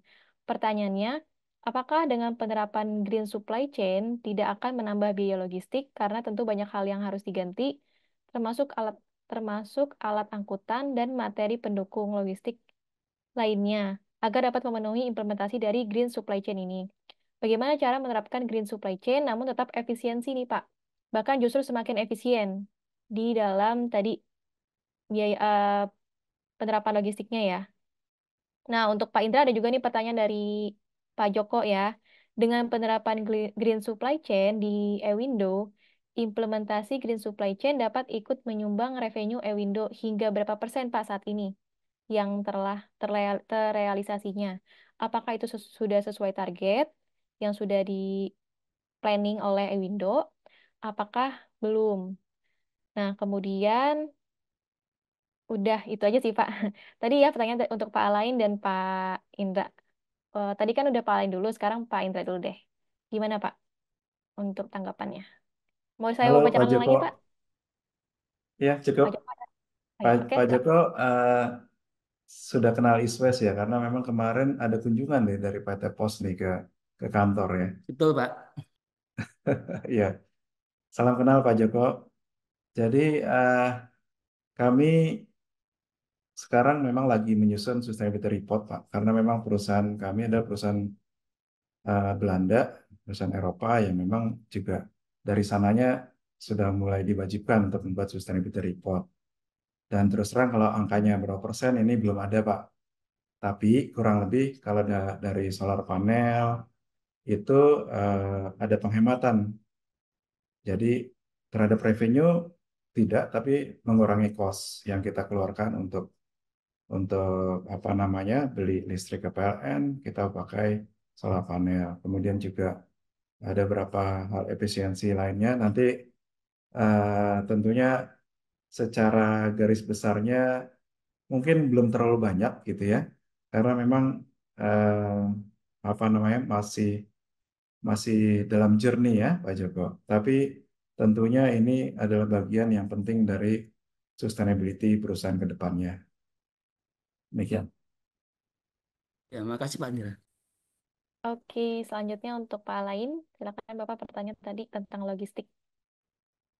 Iya, salam kenal Pak Joko. Jadi Iya, Pak. eh, memang kalau kita bicara biaya logistik, ya Indonesia itu salah satu yang paling tinggi biaya logistiknya. Nah, oleh karena itu sebetulnya biaya logistiknya itu tingginya itu karena apa? Ya, apakah karena di operasional perusahaan kita atau ada faktor-faktor eksternal yang kita tidak bisa apa ya menanggulanginya gitu ya. Oke. Mungkin saya akan fokus ke yang faktor di internal kita gitu ya. Eh, Bagaimana green supply chain ini bisa apa namanya efisien tapi tetap juga bisa menekan biaya gitu. Jadi artinya justru tidak membebani ya green supply chain ini gitu kan. Ya, saya kasih contoh mudah saja. Misalnya gini, mungkin yang simple kalau kita punya kendaraan truk atau kita punya alat angkut, apakah alat angkut itu sudah kita pelihara atau sudah kita servis dengan sebaik mungkin sehingga ketika beroperasi, ya sehingga kita beroperasi itu bisa ya dikatakan 80% itu tidak mogok di jalan atau 80% itu tidak memberikan polusi udara lah gitu ya. Itu contoh simpelnya seperti itu ya. Kita kembali lagi tadi seperti yang Pak Indra katakan bahwa kita coba lakukan general check up lah di organisasi kita. Di titik-titik kritis mana atau di titik-titik mana yang itu bisa kita tekan ya pemborosan atau kebocorannya atau waste-nya kan gitu ya. Soalnya paling paling sebetulnya paling gampang itu kita ngelihat ke internal kita, baru kemudian kita ke faktor eksternal gitu ya. Nah, contohnya tadi seperti itu. Terus kemudian juga kita berbicara apakah rute-rute ya rute-rute pengiriman segala macam itu sudah eh, menggunakan rute yang memang bukan terpendek ya, tapi memang yang paling tepat ya. Masalah scheduling, masalah rute, apakah memang lebih baik kita melakukan pengiriman di malam hari di mana itu lebih sepi gitu ya dan lain sebagainya. Itu mungkin beberapa perusahaan sudah melakukan. Jadi saya pikir Sebetulnya kalau kita, makanya tadi saya katakan bahwa green supply chain itu sebaiknya kita jangan berpikir yang besar dulu, ya. Kita berpikir, oke, apa yang sedikit-sedikit kita perbaiki. Sehingga harapannya apa? Harapannya itu tidak membebani kita, tidak membuat kita berpikir bahwa green supply chain itu rumit. Kita jangan berpikir bahwa green supply chain itu membutuhkan modal yang cukup besar. Enggak, ya. Teknologi yang apa nah, high teknologi, ya enggak belum tentu juga gitu ya kita menggunakan high teknologi. Saya yakin teknologi sekarang pun juga kalau kita mau berbicara teknologi, sekarang itu teknologi juga sudah semakin murah. Kalau kita mau melacak alat transportasi kita, tinggal dikasih chip aja, kita bisa lacak ya. Kalau itu misalnya yang simple lah gitu. Tapi kalau misalnya ada traffic management system atau ada fleet management dan lain sebagainya atau yang besar-besar gitu ya, perusahaan-perusahaan besar, itu silakan aja. Tapi artinya gini, artinya ketika kita bicara green supply chain, sebetulnya itu adalah kita coba lihat secara mudahnya di organisasi kita atau di internal kita. Apa sih yang masih terjadi pemborosan, apa yang masih terjadi kebocoran, apa yang terjadi kuis. Baru kemudian kita berbicara di eksternal. Kalau kita bicara eksternal, makanya tadi ada namanya pentahelix, keterlibatan dari berbagai sisi. Ya, kalau memang ada akibat dari faktor eksternal, ada media di situ kan untuk bisa istilahnya apa ya? Mungkin saya bikin sesuatu yang lebih ya, memblow up gitu ya, suatu kondisi misalnya gitu ya. Terus ada yang dari sisi pemerintah, infrastrukturnya dibangun seperti apa, dari asosiasi bagaimana dan lain sebagainya. Jadi, tapi gini, tapi saya pribadi tidak mau mengajak berpikir yang rumit-rumit ya kalau kita green supply chain. Intinya tadi, lakukan yang simple, sederhana, apa sih yang masih ada pemborosan di tempat kita. Mungkin saya fokusnya ke situ aja, Pak Joko. Iya, terima kasih Pak Alan. Itu aja, Mbak Ayu. Oke, terima Ya. kasih Pak Alain dan Pak Indra atas jawabannya ya. Nah, tapi karena kita sudah hampir mau selesai nih, kita membuka satu pertanyaan lagi ya, dan itu kita berikan kepada Pak Indra Prameswara yang sudah raise hand. Boleh Pak Indra untuk memberikan pertanyaannya kepada Pak Baik, Alain dan juga baik, terima kasih kesempatannya, Mbak Bo Ayu. eh ya, tadi saya sedikit kita mau diskusi ya Pak Alen ya mengenai lean management ya. Sebelum ada konsep mengenai green logistik, kita juga di bisnis selalu berpikiran bagaimana efisiensi. Kan begitu ya. Jadi ada atau tidak ada konsep green, selalu kita berusaha how to reduce the cost. Kan gitu ya. Kalau profitnya nggak bisa kita naikin, ya costnya kita turunin supaya profitnya maksimum. Kan itunya seperti itu. Jadi menurut saya apa namanya? Saya punya pandangan yang agak sedikit a priori. Misalkan tadi pertanyaan Pak Joko menarik mengenai bagaimana tujuannya transportasi itu kan apa manajemen transportasi itu kan adalah efisiensi. Tapi realitanya misalkan saya bergerak di dua industri. Satu, saya bergerak di industri logistik di forwarder gitu ya. Untuk pengiriman ekspor dan impor itu masih kita dikenakan biaya namanya FAF ya, Fuel Adjustment Factor. Ada bunker adjustment factor. Dan itu additional cost jadinya. Di luar harga freight ada lagi biaya itu. Jadi di beberapa industri itu dijadikan alat untuk increasing the cost ya, increasing the cost. Saya juga nggak tahu nih seperti apa di dimanfaatkan seperti apa biaya-biaya yang seperti itu. Tapi apa saya punya pemikiran bahwa itu ya kemudian menambah biaya di sisi pengeluaran. Kalau tadi untuk logistik di Indonesia, mungkin tadi saya setuju dengan Pak Alen, kita harus breakdown dulu apa sih penyebabnya.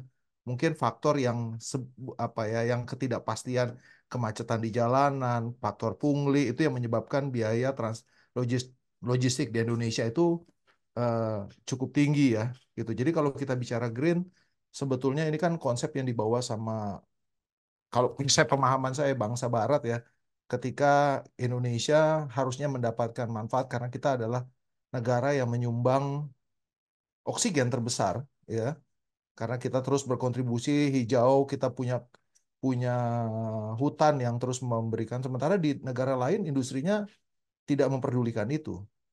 Maka konsep apa carbon trading itu ya itu juga sebenarnya eh, menarik buat kita dan satu lagi saya juga bisnis di tadi saya dengar paparannya Pak Indra mengenai weather modification ya. Saya ada bisnis weather modification, modifikasi cuaca. Kita berusaha untuk membantu PJT sekarang, Perum Jasa Tirta II di Jawa Barat untuk membuat hujan untuk mengisi waduk-waduk untuk menggerakkan turbin, ya, supaya pembangkit listrik tenaga air bisa kita maksimalkan begitu. Jadi PJT 2, PJT 1, terus kemarin juga kita di Riau juga membantu KLHK untuk mengurangi asap kebakaran hutan begitu ya, karena yang kayak begitu-begitu tuh banyak Pak gitu ya. Membuka lahan dengan cara membakar itu sesuatu yang bisa dalam dalam dalam konsep itu tuh lazim lah di Indonesia gitu. Banyak orang lakukan itu sehingga efeknya ke ke mana-mana. Jadi ya maksud saya tadi menurut saya ya suatu saat kita mungkin akan ke sana. Ya, tapi penggunaan green logistik ini untuk kita di Indonesia, penempatan tadi Pak Alen sampaikan GPS tracker ya untuk mengidentifikasi mobilitas unit-unit kita kemana aja sih, berhentinya berapa lama sih, mesinnya hidup atau mati atau enggak sih, kan itu bagian dari cost. Dan ada atau tidak ada green energy apa green logistik, kita juga pinginnya supaya mesinnya jangan nyala supaya supirnya jangan terlalu banyak berhenti dan pilih jalur yang efisien. Kalau berangkat malam ya faktor safety-nya juga dipikirin Pak. Gitu ya, bukan hanya sekedar murah tapi kalau di malam ada bajing loncat dan segala macam itu kan juga jadi salah satu isu buat kita. Nah, itu kita di internal harus juga punya kemampuan atau punya tools untuk melakukan riset dari data-data yang bisa kita kumpulkan gitu ya. Tadi kalau misalkan saya setuju Pak Indra sampaikan banyak yang dari coal sekarang ya, PLN, tapi pemerintah juga mulai berangsur-angsur eh, bertransformasi untuk menggunakan bahan bakar gitu ya yang renewable energy gitu ya. Tadi solar panel gitu ya, listrik tapi yang berbasis PLTA gitu ya. Kalau turbin di Indonesia nggak cukup karena nggak ini, terus ya listrik mungkin ke depan Jepang lagi develop sebagai bagian dari persaingan terhadap produksi mobil-mobil Cina, mereka lagi develop fuel dengan menggunakan hidrogen yang saya dengar kan seperti itu. Gitu. Nah, itu menurut saya ke depannya akan kita bisa manfaatkan supaya kita bisa lebih lebih lebih efisien sih. Itu sih kalau menurut saya. Nah, saya cuma apa sharing aja ya Pak Alen, Pak Indra ya. Jadi menurut saya konsep green energy apa green green logistik, bicara lean energy itu sudah kita lakukan. Kita selalu berusaha untuk efisiensi cost, tapi di sisi lain juga memang ya ini butuh waktu dan banyak dimanfaatkan oleh perusahaan-perusahaan. Green transportation ya pengenaan tadi ya, eh, fuel adjustment factor, bunker adjustment factor itu untuk adding the cost gitu ya, menambahkan biayanya. Itu aja dari saya Pak. Terima kasih atas kesempatannya. Mbak Gusti, terima kasih. Oke, makasih Pak Indra. Dari sama-sama Pak Indra nih, Pak Indra Parameswara maksudnya. Ya. Kalau dari Pak Indra sama Pak Indra Kusuma sama Pak Alain, ada yang bertanggapi nggak dari sharingnya Pak Indra Parameswara ini? Boleh Pak, sedikit gitu sebelum kita tutup acaranya. Silakan, mau dari Pak Indra Kusuma? Oh, Pak Alain mau nih, udah Ya, unmute. Silakan Pak. oke. Ya, terima kasih Pak Indra atas sharingnya gitu ya Pak. Ini memang salah satu kalau ngelihat dari ceritanya dia nggak perlu konsep-konsep tapi udah dilakukan gitu kan. Nah, kalau bicara memang green logistik memang awalnya itu ya kita berbicara efisiensi lah. Karena tadi saya selalu di awal itu saya ada yang mendefinisikan bahwa kalau kita bicara mengenai green supply chain itu nggak usah jauh-jauh lah.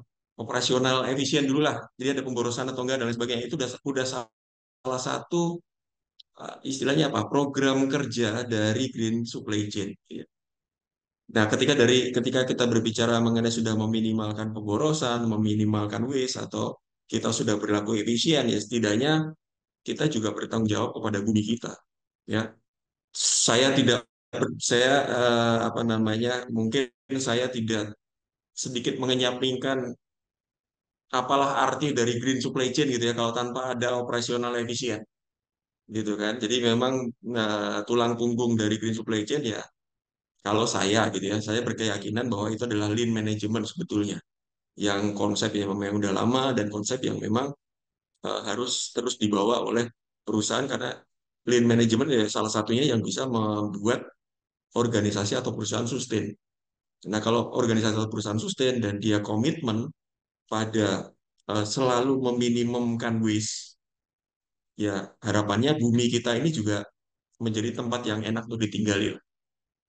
penggunaan sumber daya alamnya bisa diminimalkan, tidak ada defect dan lain sebagainya. Mungkin saya terima kasih Pak Indra atas sharingnya ya. Saya rasa cukup baik. Itu adalah praktek dari uh, Green Supply Chain, Green Logistik. Oke, Saya terima kembalikan ke kasih Pak Alain tanggapannya. Pak Indra mau menambahkan juga tanggapannya? Sudah lengkap nih A to Z-nya dijelaskan Pak Indra Prameswara. Mungkin sedikit yang ditambahkan memang eh, saya jadi ingat waktu tahun kita menjadi tuan rumah G20 ya Pak ya. Kemudian juga sempat kita punya target NDC, Net Determined Carbon dan sebagainya. Tapi sekarang ini kayaknya agak-agak anyep gitu ya, nggak Betul, terlalu betul, Pak. nggak terlalu kedengaran lagi gitu ya. Ya mungkin ada politik lah, pergantian kepemimpinan dan sebagainya, bukan prioritas lagi.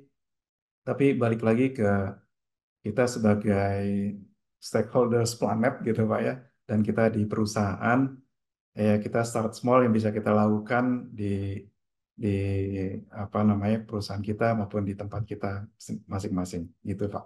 Terima kasih Pak. Terima kasih Pak Indra, terima kasih Pak Alen. Oke, terima kasih Pak Indra Kusuma Jaya dan Pak Alain atas tanggapannya tadi sharingnya Pak Indra Prameswara ya. Nah, sharingnya dari Pak Indra tadi juga menutup nih sesi kita untuk Q&A-nya pada hari ini.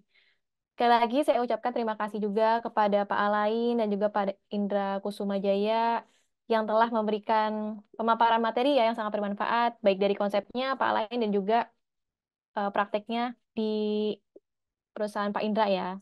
Oke, kalau begitu terakhir nih Pak, terakhir ya. Boleh dong Pak dari Pak Alain dan juga Pak Indra berikan closing statement ya untuk penutupan acara sore hari ini. Silakan dari Pak Indra deh, baru habis itu Pak Alain. Ya, baik.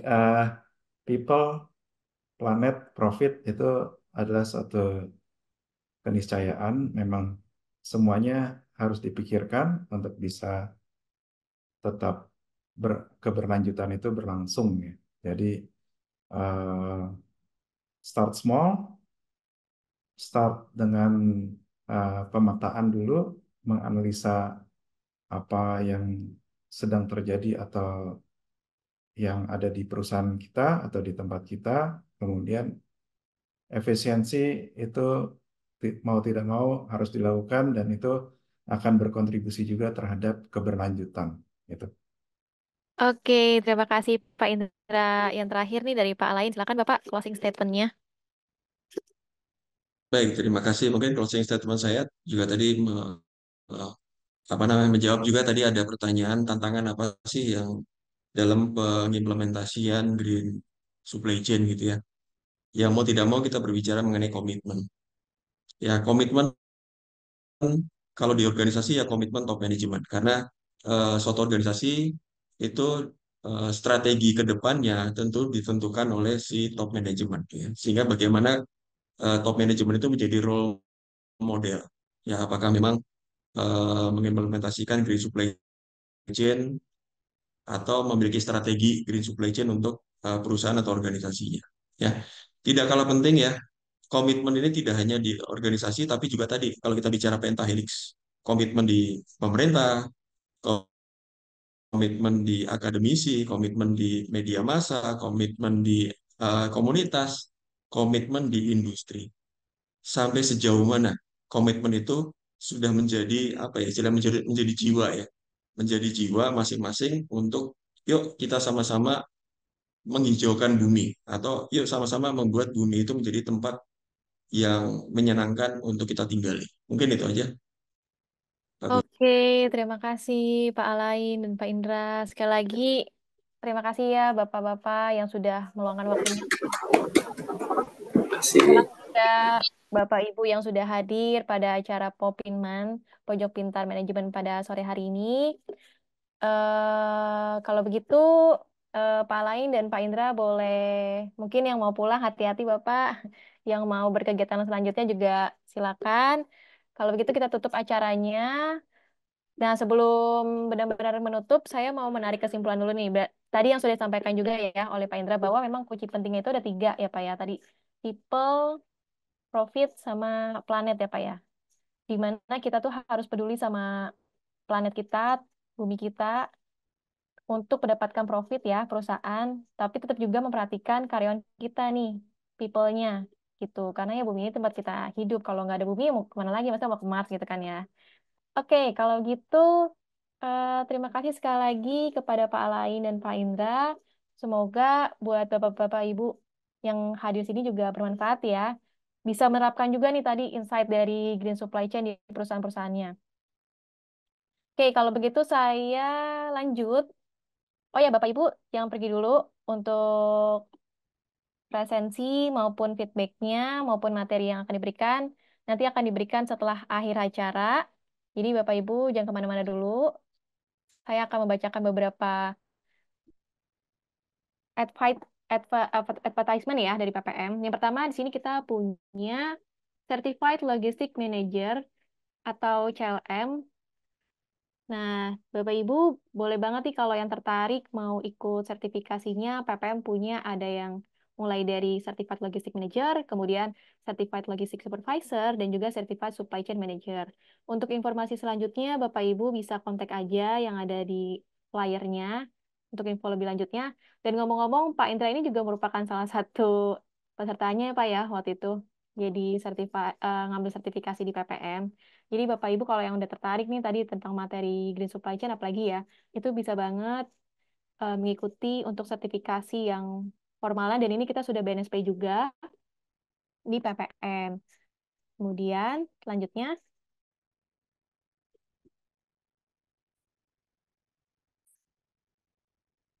oke. Nah, untuk meningkatkan kualitas penyelenggara acara, karena Popinman ini atau Pojok Pintar Manajemen ini akan terus berlangsung seri-seri selanjutnya, yang mana sekarang itu seri 11 ya. Nah, kami minta mohon kesediaannya untuk Bapak Ibu mengisi feedback yang ada di layar. Bapak Ibu bisa langsung scan barcode-nya aja atau bisa juga dikopas. Nggak bisa dikopas ya? Bisa dikopas nggak ya? Untuk form feedback-nya. Nah, kalau Bapak Ibu sudah mengisi formnya, nanti email yang Bapak Ibu daftarkan akan kami kirimkan materi-materi yang tadi sudah disampaikan oleh Pak Lain dan juga Pak Indra. Oke, next kita ada lagi nih, Bapak Ibu. Ada yang namanya event cerita langsung bareng komunitas atau CLBK yang diinisiasi juga oleh PP Manajemen. Nah, untuk judulnya nanti hari Jumat tanggal 20 September 2024 jam 4 sampai setengah 6 itu integrasi supply chain dan bisnis demi menggapai keunggulan bersaing. Untuk narasumber sendiri ada Kak Made Satya Dananjaya, beliau juga merupakan salah satu alumni dari PPM School, gelar MM untuk program studi MM-nya.